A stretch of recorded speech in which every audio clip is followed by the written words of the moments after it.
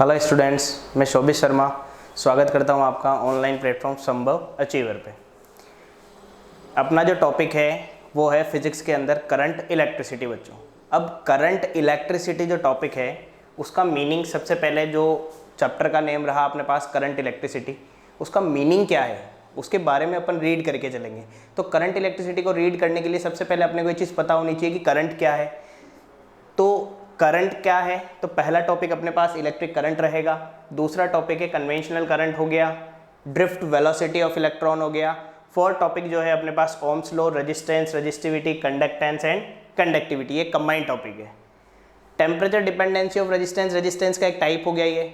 उसके बाद में सीरीज और पैरेलल कॉम्बिनेशन जो अपने को मीट होता है, या सीरीज पैरेलल कॉम्बिनेशन जो अपने को पता है कि भाई क्या होता है, किस अकॉर्डिंग करेंगे। और नेक्स्ट है EMF, internal resistance, series combination and parallel combination of cell. ये टॉपिक्स हैं बेटा आप लोगों के पास करंट इलेक्ट्रिसिटी के फर्स्ट पार्ट के अंदर। सेकंड पार्ट के अंदर हम लोग जो रीड करके चलेंगे वो रहेगा अपने पास यहाँ पर किरचॉफ्स लॉ। किरचॉफ लॉ के टाइप्स हो गए, केसीएल, केवीएल हो गया। उसके अलावा जो अपने पास रहेगा यहाँ रहेगा Wheatstone bridge, meter bridge, potentiometer, वो सेकंड पार्ट के अंदर अपन रीड करके चलेंगे। अब जैसे फर्स्ट ऑफ ऑल डेफिनेशन है अपने पास इलेक्ट्रिक करंट की बच्चों। तो इलेक्ट्रिक करंट होता क्या है भाई, ये आप लोग 10th में एक रीड आउट करके आए हो, 10th में पढ़ के आए हो अच्छे से। क्या है इलेक्ट्रिक करंट का मीनिंग क्या है? तो इलेक्ट्रिक करंट का मीनिंग जैसा यहाँ पर मेंशन है, the electric current is defined as the charge flowing through any section of the conductor in 1 second. Meaning अपन अपनी लैंग्वेज में इसको डिफाइन करके चलें तो क्या होगा बेटा, एक सिंपल सी लैंग्वेज के अंदर हम लोग इसको बोलते हैं rate of flow of charge, यानी कि आवेश प्रवाह की दर जिसे हम लोग कह सकते हैं, वो कहलाता है आपके पास यहाँ पर इलेक्ट्रिक करंट, यानी कि विद्युत धारा। जैसे यहाँ पर मेंशन है formula I is equal to Q by T. I is equal to Q by T का मतलब हो गया Q is equal to charge and T is equal to time.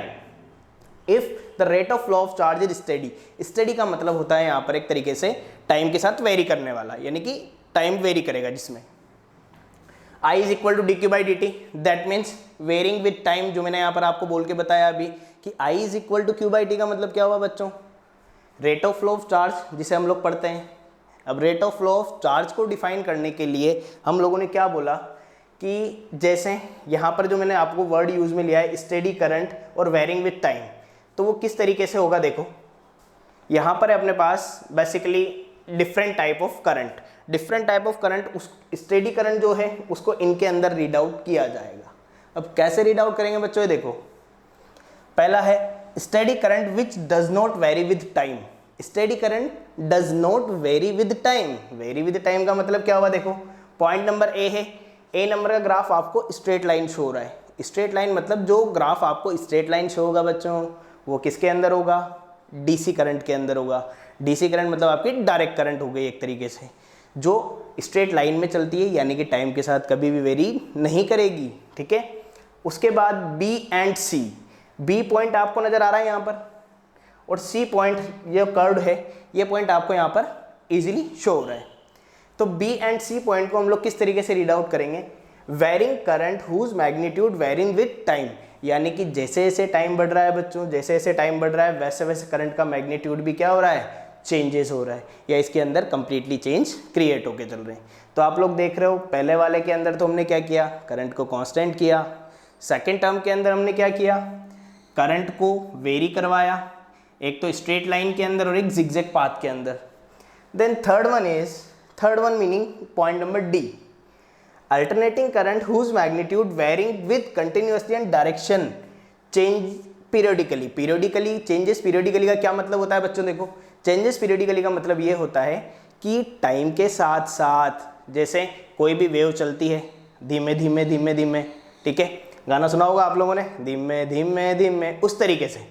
तो जैसे varying with time like is this, ये दिख रही है आपको।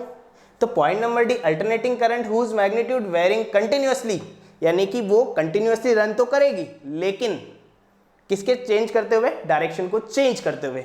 तो डायरेक्शन को चेंज करते हुए ये कंटिन्यूअसली हमारे पास यहाँ पर चेंजेस के अंदर क्रिएट हो रहे हैं बच्चों। क्लियर है?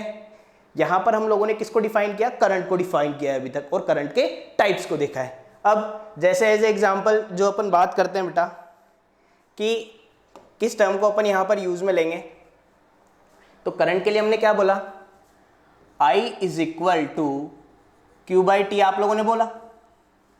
क्यू क्या था बच्चों? क्यू था आपके पास यहां पर चार्ज। क्यू क्या है? चार्ज है।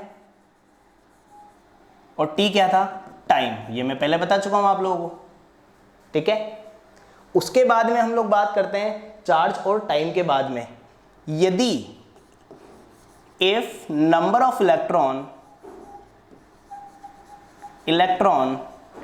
इज n, यदि इलेक्ट्रॉनों की संख्या n हो, number of electron is n, so then charge Q is equal to Ne। मतलब यदि इलेक्ट्रॉनों की संख्या n होगी बच्चों तो चार्ज कितना होगा? Q is equal to Ne।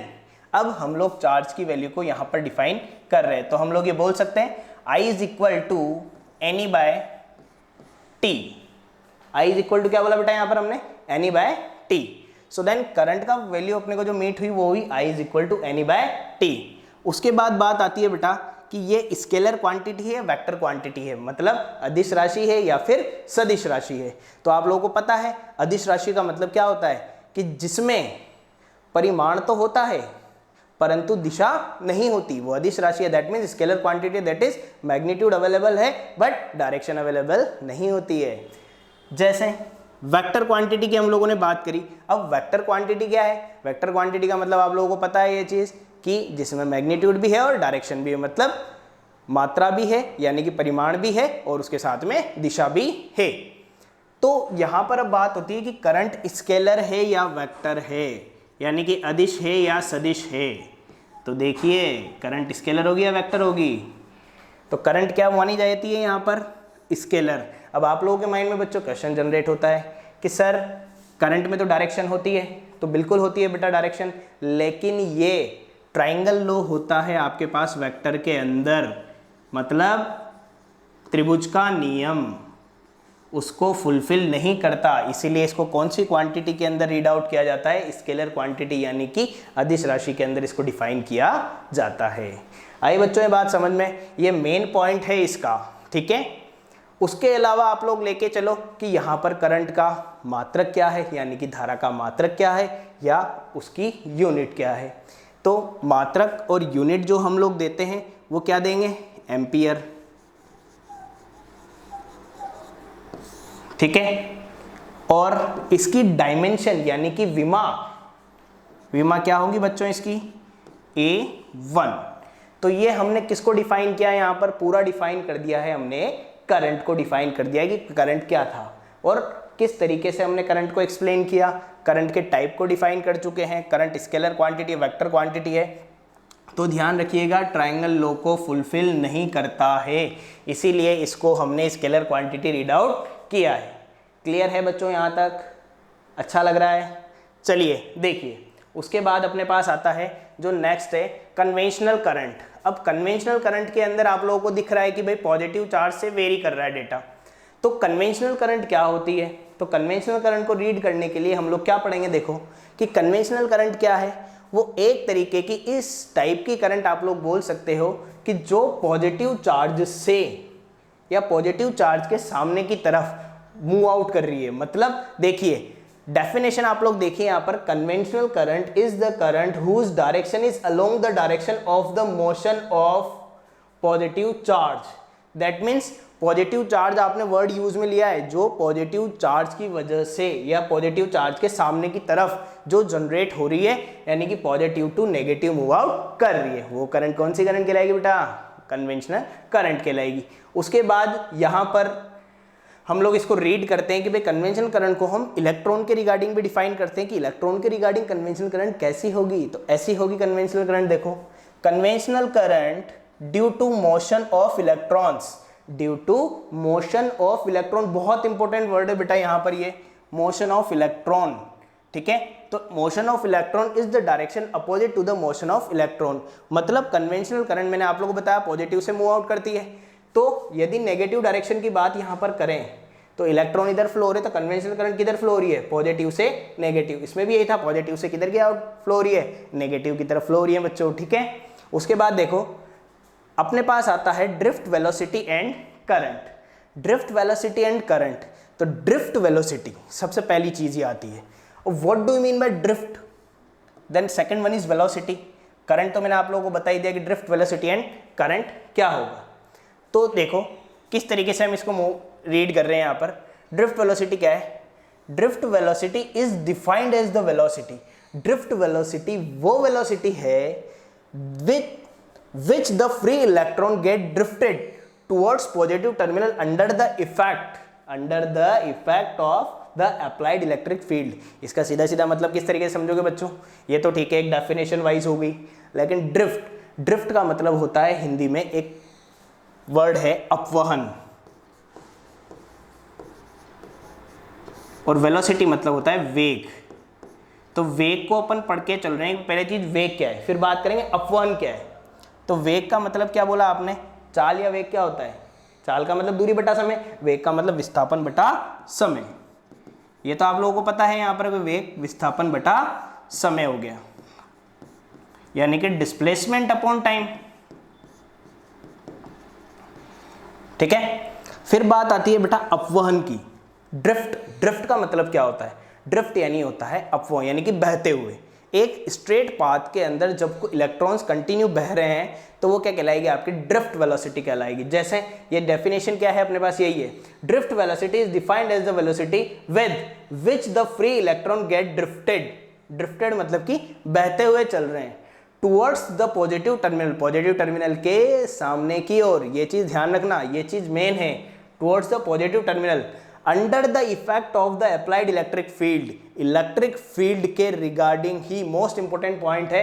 Conventional current में भी ये वर्ड यूज आया था, under the action of electric field. इसके अंदर भी ये वर्ड यूज आ रहा है बेटा, under the effect of the electric field. Under the यानी कि इलेक्ट्रिक फील्ड जहां अवेलेबल होगा वहां पर ही ये करंट जनरेट होगी, यानी कि जैसे ड्रिफ्ट वेलोसिटी के रिगार्डिंग जो करंट होगी उसके बारे में हमने रीड आउट कर लिया, कन्वेंशनल करंट जो होगी उसके बारे में हमने रीड आउट कर लिया। तो 2 पॉइंट हो गए अपने पास, ये मेन पॉइंट अपने जो है। अब देखिए नेक्स्ट, यहां पर ड्रिफ्टिंग वेलोसिटी किस तरीके से मूव आउट कर रहे हैं, किस तरीके से इसको रीड करके चल रहे हैं। ये पॉइंट है बेटा ए, ठीक है, ए पॉइंट है। इलेक्ट्रिक फील्ड जो है वो करंट की डायरेक्शन क्या है भाई, करंट जो चल रही है वो देखिए पॉजिटिव से चल रही है, यानी कि ये पॉजिटिव टर्मिनल से निकल रही है और कहाँ एंटर कर रही है, नेगेटिव में एंटर कर रही है। तो पॉजिटिव से निकल रही है और नेगेटिव में एंटर कर रही है करंट। ये कंडक्टर की लेंथ हो गई एल, ठीक है। इलेक्ट्रिक फील्ड किधर होगा, हमेशा करंट की डायरेक्शन में होता है बच्चों, तो इलेक्ट्रिक फील्ड हो गया ये करंट की डायरेक्शन में। तो करंट इधर है तो इलेक्ट्रिक फील्ड भी देखो ये वाली डायरेक्शन में आपके पास हो गया। आ रहा है समझ में यहाँ तक, कोई दिक्कत बेटा इसमें? भाई ये चीज ध्यान रखिए आपको कि जिधर करंट है उधर ही आपका इलेक्ट्रिक फील्ड चलेगा, फिक्स होता है ये, ठीक है। ड्रिफ्ट वेलोसिटी जो है, अब आपको पता है कि इलेक्ट्रॉन करंट के कैसे चलते हैं, अपोजिट मतलब विपरीत दिशा में। तो करंट चल रही है ऐसे और ये चलेंगे ऐसे इलेक्ट्रॉन, तो जिधर इलेक्ट्रॉन चलेंगे तो ड्रिफ्ट वेलोसिटी भी उधर ही कैलकुलेट होगी ना, सही है ना, ड्रिफ्ट वेलोसिटी भी उसी साइड कैलकुलेट होगी। तो ड्रिफ्ट वेलोसिटी आपकी सेम साइड कैलकुलेट होके चल रही है। यहाँ पर आया नहीं आया पॉइंट समझ में, क्लियर है? तो ड्रिफ्ट वेलोसिटी की डायरेक्शन अपन ने इसे इस साइड में दिखा दी, एक ही साइड में दिखा दी, इलेक्ट्रिक फील्ड अपोजिट डायरेक्शन में हो गया, इसकी लेंथ कंडक्टर लेंथ हो गई है एल हो गई अपने पास यहाँ पर। तो करंट के रिगार्डिंग हम लोगों ने बोल दिया कि ड्रिफ्ट वेलोसिटी जो है इलेक्ट्रॉन की वो करंट के अपोजिट डायरेक्शन में ही रहेगी बच्चों, ठीक है। अब देखो नेक्स्ट, यहाँ पर अपने पास आता है बेटा, ये 2 पॉइंट है अपने पास यहाँ पर, Vd is equal to a tau vector और Vd is equal to minus E upon M into tau और I is equal to N A into Vd, clear. इन सभी के डेरिवेशन अपन अभी देखते हुए चल रहे हैं, किस तरीके से इसको देखेंगे। Current is directly proportional to drift velocity. अब यहाँ से तो ये बता दिया गया है कि करंट जो होता है वो ड्रिफ्ट वेलोसिटी के डायरेक्टली प्रोपोर्शनल होता है, लेकिन ये चीज़ तुम्हें पता होनी चाहिए भाई आया कहाँ से फॉर्मूला, मेन तो वो है ना कि फॉर्मूला जनरेट कैसे हुआ, आया कहाँ से, तो उसके बारे में अपन देखेंगे कि फॉर्मूला कैसे आया। अब देखो नेक्स्ट, Vd यहाँ पर आपको मैंने बता ही दिया कि ड्रिफ्ट वेलोसिटी है, एक्सेलरेशन हो गया, टो रिलैक्सेशन टाइम हो गया। इसके बारे में भी अपन डिस्कस करेंगे कि रिलैक्सेशन टाइम का मीनिंग क्या है। ई इलेक्ट्रिक फील्ड हो गया, अब electric field and number density of electrons हो गई, जो आप लोगों ने यहाँ पर यूज़ में लिया एन ई इंटू Vd। इस डेरिवेशन को अपन अभी डिस्कस करके चल रहे हैं, किस तरीके से इसको देखेंगे, क्लियर। अब देखिए यहाँ पर मैं आपको बता रहा हूँ बेटा कि ये आपके पास बेसिकली एक कंडक्टर है, इस कंडक्टर में जो अभी अभी अपन ने पढ़ा, यही बोला, ये टर्मिनल ए, ये टर्मिनल बी। क्लियर है? ये हो गया आपके पास इलेक्ट्रॉन की पोजीशन। तो इलेक्ट्रॉन कौन सी डायरेक्शन में चले? अपोजिट डायरेक्शन में, मतलब पॉइंट ए की साइड। ये भी ड्रिफ्ट वेलोसिटी की भी यही डायरेक्शन है। लेंथ आप लोगों ने कंडक्टर की बताई थी कि एल लेंथ होती है कंडक्टर की। क्लियर है बेटा यहाँ पर? अब देखिए एल लेंथ के बाद में अपन इसको लेके चल रहे हैं किस तरीके से, यहाँ पर इसको यूज में लेंगे अपन। According to motion of electron, motion of electron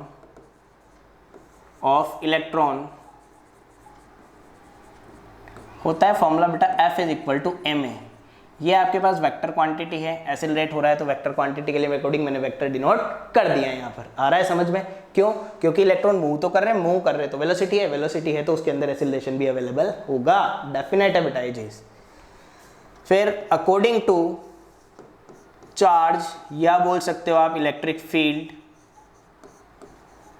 जिसे हमने बोला electric field, F vector is equal to बेटा क्यू ई वेक्टर।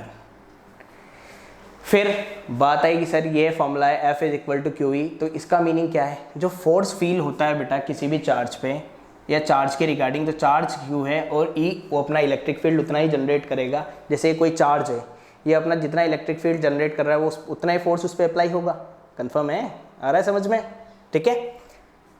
आपको मूव आउट ये कौन कर रहा है यहाँ पर? इलेक्ट्रॉन्स। तो minus E into E vector हो गया बेटा इक्वेशन फर्स्ट, और इसको दे दिया मैंने इक्वेशन नंबर सेकंड।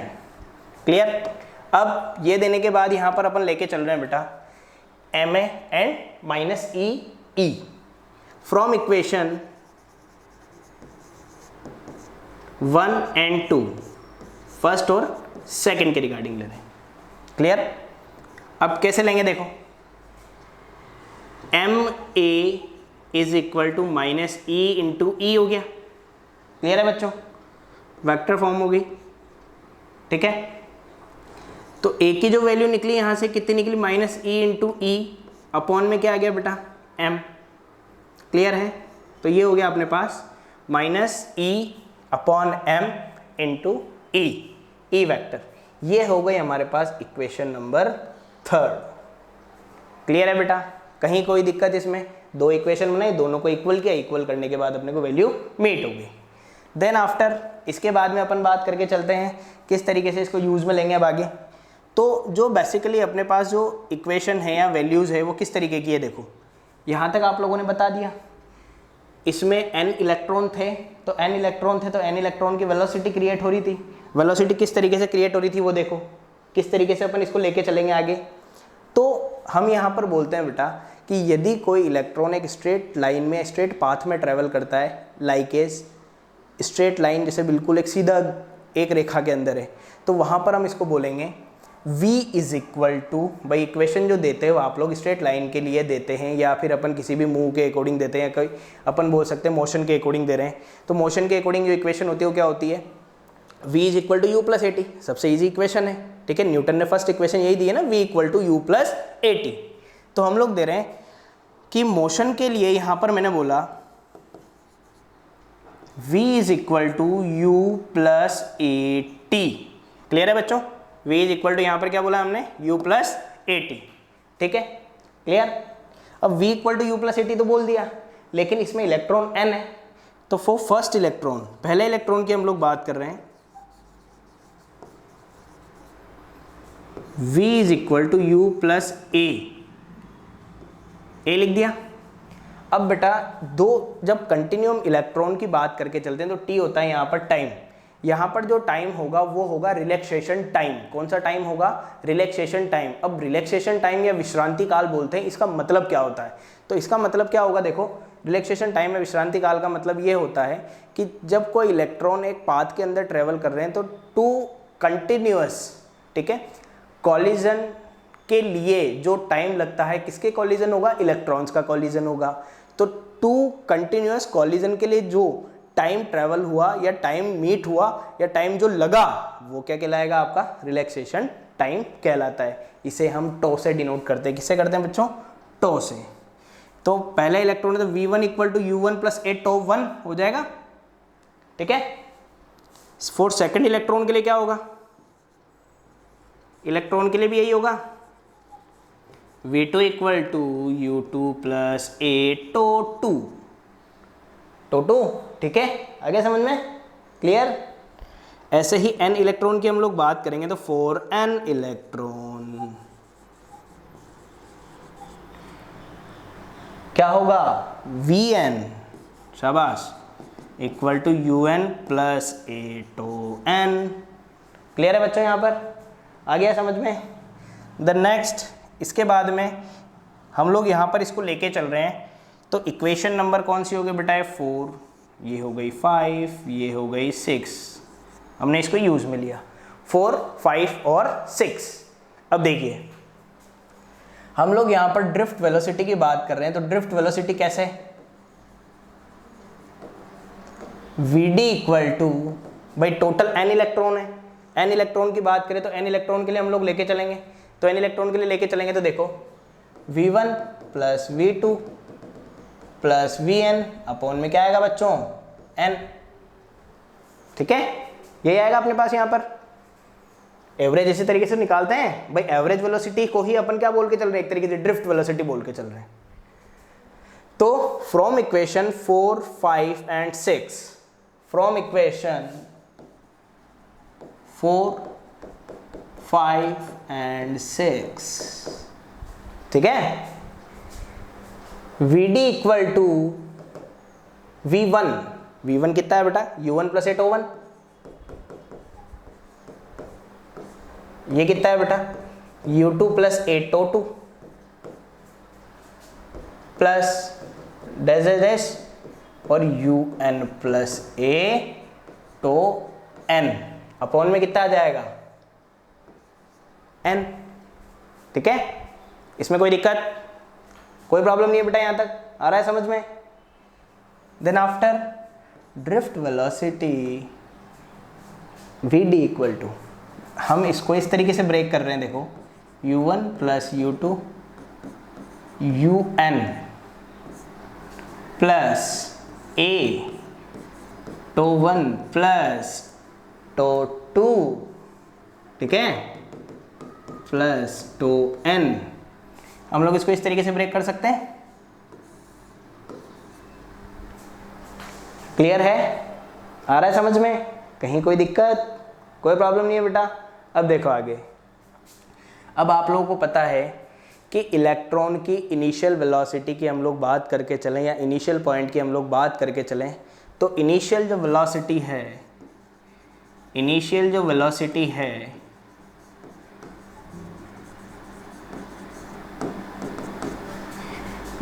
वो कितनी होगी, 0, मीन U1 प्लस U2, जो इसका हम एवरेज भी निकालेंगे वो भी कितना होगा बेटा, 0 होगा,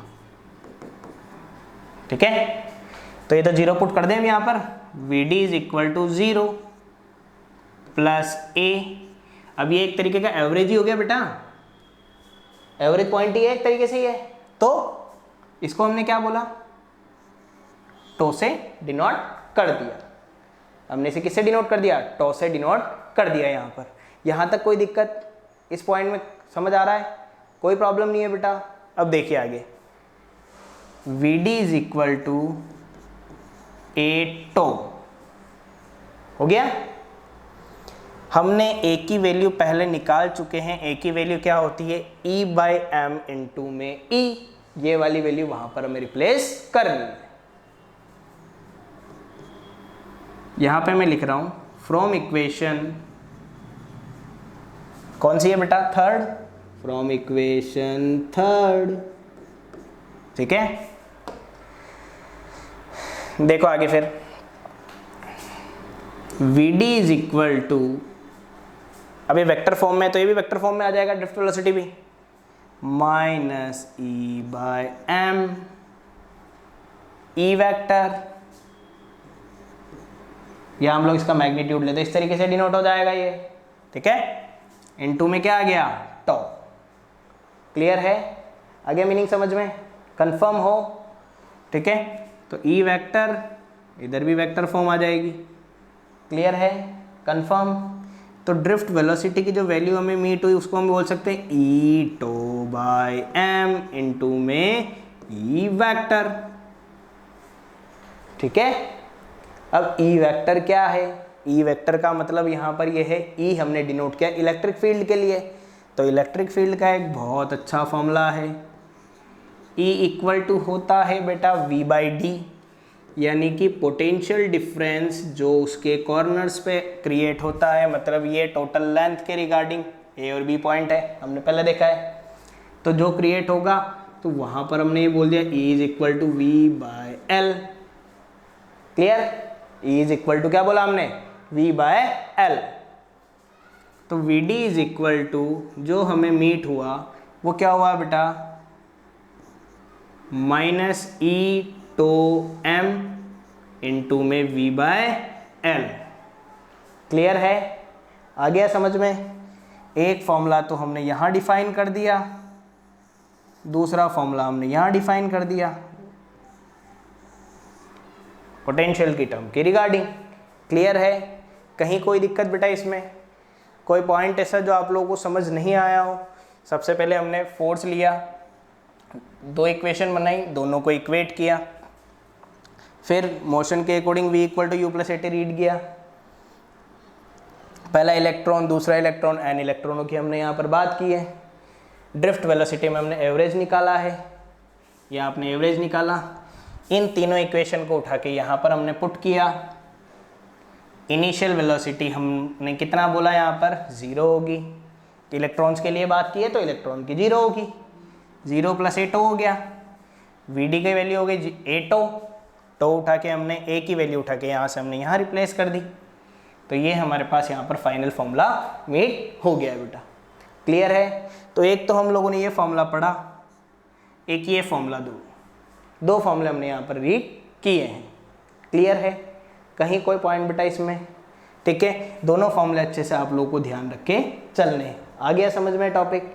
एक फॉर्मूला हमने या एक वैल्यू और बोली थी हम लोगों ने, इसके बाद में यहाँ पर बोला था हमने कि I is equal to N E A V D.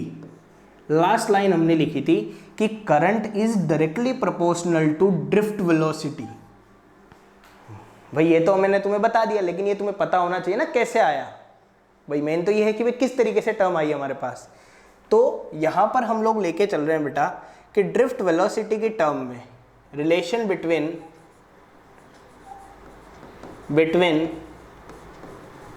I and V D, diagram वही रहेगा, डायग्राम में कोई चेंजेस नहीं आएंगे। ये हमने यहाँ पर पहले हमने पढ़ा था, लेकिन ये होगा कैसे उसको देखेंगे अब अपन। ये वही सेम पोजीशन करंट के लिए,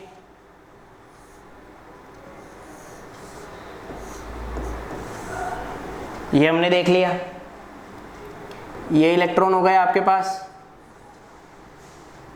ये करंट फ्लो हो रही है, ये इलेक्ट्रॉन्स का फ्लो हो गया। लेंथ कितनी बोली हमने पहले वाले पॉइंट में? एल लेंथ बोली है। ठीक है, अब देखिए आगे। आप लोगों को पता है करंट अपन ने स्टार्टिंग टॉपिक में ही रीड किया है बेटा। Current I is equal to होता है क्यू बाय टी। क्यू है चार्ज और टी क्या था? टाइम। फिक्स था, यही रीड किया हमने, कंफर्म। अब देखिए चार्ज, तो टोटल चार्ज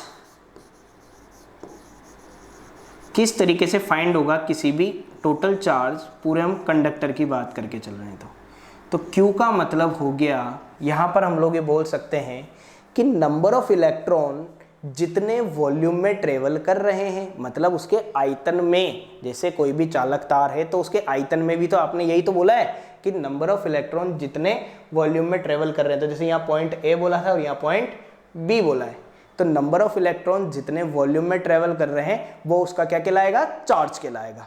तो नंबर ऑफ इलेक्ट्रॉन जितने वॉल्यूम में ट्रेवल कर रहे हैं वो उसका क्या था आपके पास? यहाँ पर चार्ज था। तो Q का मतलब हो गया नंबर ऑफ इलेक्ट्रॉन जितने वॉल्यूम में ट्रेवल कर रहे हैं। वॉल्यूम का फॉर्मूला क्या होता है? Length into breadth into height. Meaning यहाँ पर हम लोग बोलते हैं कि लंबाई इंटू चौड़ाई इंटू ऊंचाई। तो लंबाई इंटू चौड़ाई को क्या बोल सकते हैं हम? क्षेत्रफल। क्षेत्रफल मतलब एरिया, या length into breadth that means area. तो NEA एरिया, और कंडक्टर की हाइट मतलब कंडक्टर की लेंथ हो गई NEAL। इसको हमने दिया इक्वेशन नंबर फर्स्ट, इसको हमने दिया यहाँ पर इक्वेशन नंबर सेकंड। क्लियर है बच्चों?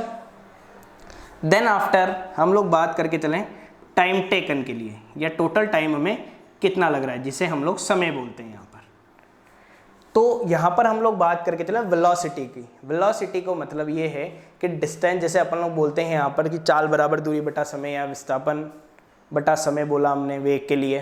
तो यहाँ पर हम लोग टाइम की बात करके चलें तो टाइम कितना है यहाँ पर, कि टाइम का मतलब हो गया डिस्टेंस अपॉन वेलोसिटी, या डिस्प्लेसमेंट बाय वेलोसिटी, यही है। तो टाइम का मतलब क्या है? डिस्टेंस अपॉन वेलोसिटी बोल रहा है, डिस्प्लेसमेंट अपॉन वेलोसिटी बोल दो, तो दोनों का मीनिंग सेम था। तो डिस्टेंस कितनी है इसकी? L। वेलोसिटी, कौन सी वेलोसिटी से इलेक्ट्रॉन मूव कर रहा है? ड्रिफ्ट वेलोसिटी से इलेक्ट्रॉन मूव कर रहा है, ये आप लोगों को पता है। तो ड्रिफ्ट वेलोसिटी से इलेक्ट्रॉन मूव कर रहा है, दैट मीन्स इक्वेशन नंबर ये हो गई आपके पास थर्ड। ठीक है, Q है, T है, Q हमने फाइंड कर लिया, T हमने फाइंड कर लिया, टाइम फाइंड कर लिया। तो टाइम फाइंड कर लिया, तो ये दोनों वैल्यूज हमें कहाँ रखनी है? इक्वेशन नंबर फर्स्ट के अंदर। तो value put in equation 1 from second and third. 2 और 3 से हम लोग एक में वैल्यू रख रहे हैं। ठीक है, अब वैल्यू किस तरीके से रखेंगे? देखो, करंट यहां पर जो था हमारे पास क्या था बेटा? I is equal to Q। Q का मीनिंग ये रहा NEAL, NEAL अपॉन, ठीक है, अपॉन में क्या आ गया? L by V D, that is L by V D. एक L से L कैंसिल आउट हो गया, तो हमारे पास क्या बचा? I is equal to NEA। Upon का अपॉन है बेटा, तो VD कहाँ जाएगा? ऊपर जाएगा, तो VD ऊपर चला गया। मीट हो गया आपको यही formula, I is equal to NEA into VD। Electron number density हो गया NE के रिगार्डिंग अपने पास यहाँ पर। अब इसका एक फॉर्मूला और हम बना सकते हैं, NE VD। अभी इसके पहले वाले टॉपिक में निकाला है हमने, क्या था? E, ठीक है, ध्यान है, 2/m इंटू में क्या था? E था हमारे पास, यही था हमारे पास यहाँ पर। क्लियर है, कंफर्म? तो ये दो फॉर्मूले हम लोगों ने वैल्यू अलग अलग रिप्लेस करके हम लोग दो फॉर्मूले बना सकते हैं। E की वैल्यू और रिप्लेस करके हम लोग एक नेक्स्ट फॉर्मूला और बना सकते हैं यहाँ पर। नेक्स्ट अपने पास जो आता है वो है बेटा करंट डेंसिटी। अब करंट डेंसिटी क्या है? एक तरीके से इसको किस तरीके से रीड करेंगे हम लोग यहाँ पर? करंट डेंसिटी का मतलब क्या है? करंट डेंसिटी का मतलब है कि किसी भी कंडक्टर में जैसे लुक लाइक दिस, किसी भी कंडक्टर के अंदर, ये टर्मिनल A हो गया, ये टर्मिनल B हो गया, किसी भी कंडक्टर के अंदर जब हम लोग एरिया के रिगार्डिंग, जैसे J is equal to I by A, तो that means current flow in per unit area, या current flow per unit area. देखिए डेफिनेशन क्या है? Current density at a point, ये एक तरीके एक पॉइंट है विद इन द कंडक्टर, जो किसके अंदर अवेलेबल है? कंडक्टर के अंदर, जैसा मैंने यहाँ पर आप लोगों को भी बताया। Is the current through a unit area, that means मैं आप लोगों को पहले ही ये पॉइंट बता चुका हूँ कि J is equal to I by A है, तो अपन ये चीज़ पहले रीड आउट कर चुके हैं कि current flow in per unit area around that point provided by the area perpendicular to direction of the flow of current at that point. Sorry, यदि हम लोग इसको डिफाइन करें, ठीक है, डॉट प्रोडक्ट जैसे मैंने यहाँ पर लगाया हुआ है, तो इसको डिफाइन करें तो वहाँ पर इसके लिए यूज आएगा कि the area is perpendicular to the direction of flow of current at that point. मतलब कि जो आपने यहाँ पर डॉट प्रोडक्ट यूज लिया है, तो डॉट प्रोडक्ट किस तरीके से यूज होगा? वो परपेंडिकुलर रेशियो के अकॉर्डिंग यूज में आएगा। कैसे? देखो, ये अपन ने लिखा J is equal to I by A, जैसा मैंने आप लोगों को बताया कि J equal to I by A अपने पास वैल्यू मीट हो गई। I बाई ए, I का फॉर्मूला यहाँ पर क्या रखा गया? I का फॉर्मूला रखा गया N E into V D, अपन ने अभी पढ़ा है, क्लियर।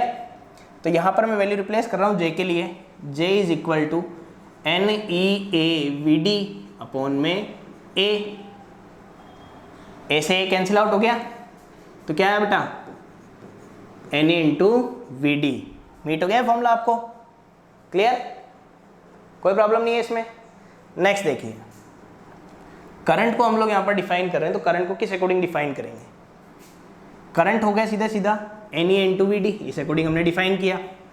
अब इसके लिए बात करके चल रहे हैं हम लोग यहाँ पर 2 पॉइंट के लिए। 2 पॉइंट कौन कौन से, जैसे फर्स्ट पॉइंट आपका कौन सा है यहाँ पर, फर्स्ट पॉइंट है हमारे पास यहाँ पर एक तो इसकी डायमेंशन की और एक इसकी यूनिट की। तो यूनिट कैसे निकालेंगे हम लोग, देखो कि यूनिट का मतलब हो गया बेटा,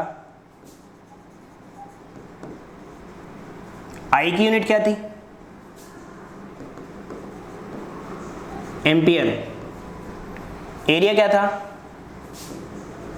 मीटर स्क्वायर। तो आई तो आपने निकाल, आई के लिए बोल दिया एम्पियर और उसके लिए क्या बोला, मीटर स्क्वायर। तो डायमेंशन भी इसकी बहुत सीधी निकलेगी, फिर बहुत इजी। देखिए कैसे इजी, कैसे यहाँ पर मैं निकाल के चल रहा हूँ, डायमेंशन भी निकाल के चल रहा हूँ, इसी पॉइंट पे बता रहा हूँ मैं, ऑब्लिक करके बता रहा हूँ। यहाँ पर देखो किस तरीके से निकालेंगे, ampere that means A1 upon M square, M square मतलब क्या हो गया L2, लेंथ के लिए होती है मीटर।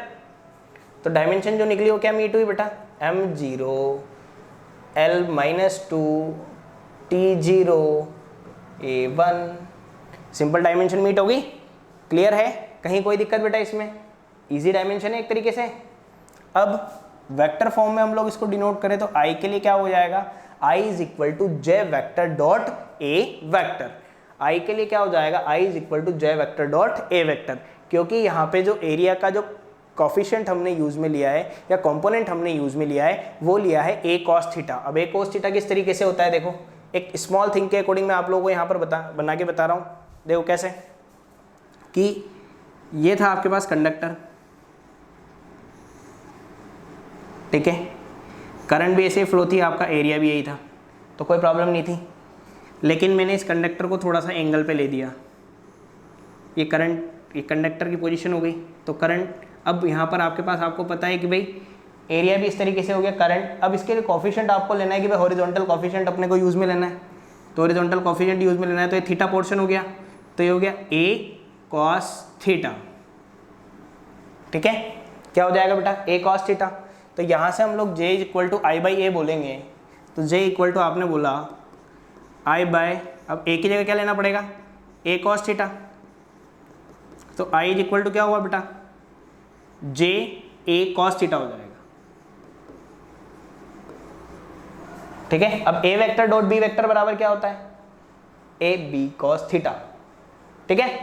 तो I इक्वल टू क्या हो जाएगा, J vector dot A vector, ठीक है। तो ये डिफाइन हो गया अपने पास J vector dot A vector इस टर्म के। फिर नेक्स्ट जो टॉपिक है अपने पास वो है कि करंट डेंसिटी। देखो पहले इसके पहले अपन बात कर लेंगे, करंट डेंसिटी जो है एक इंपॉर्टेंट टॉपिक रहता है अपने पास, जो बोर्ड के एग्जाम में अधिकतर पूछा जाता है, 1 मार्क्स और 2 मार्क्स के अंदर दोनों में इसका क्वेश्चन बनता है, ठीक है। व्हाट इज करंट, इस तरीके से बनेगा जैसे what is current density and define its unit and dimension, ठीक है। तो 1 नंबर का तो करंट डेंसिटी की डेफिनेशन हो गई, और उसके अलावा 1 नंबर के अंदर क्या हो जाएगा आपके पास, यूनिट और डायमेंशन लिखना आधे आधे नंबर में। नेक्स्ट टॉपिक है अपना वो है ओम्स लॉ।